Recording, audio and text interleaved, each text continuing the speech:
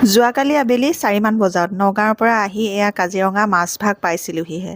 ইমান দীঘলীয়া লাইন দেখিলোঁ গাড়ী। সকলো মানুহ নিজৰ নিজৰ গাড়ী ৰখাই নামি গৈছে আৰু কিনো হ'ল বুলি চাবলৈ। তাৰপাছত দেখিলোঁ গজৰাজে ৰাস্তা আগুচিছে। তাৰপিছত আমিও নামি গ'লোঁ কিনো হৈছে বুলি চাবলৈ। তাৰপিছত দেখা পালোঁ আৰু গজৰাজে ৰাস্তাটো আগুচি আছে।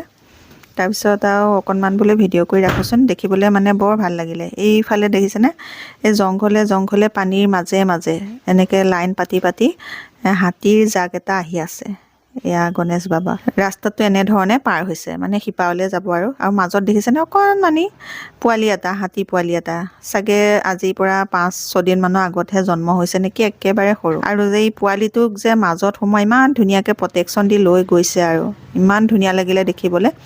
আৰু তেওঁলোক ৰাস্তাটো পাৰ হৈ যোৱাৰ পাছত আমাৰ গাড়ীবোৰ আকৌ যাবলৈ দিলে, তেতিয়াহে আমি আহিব পাৰিছোঁ।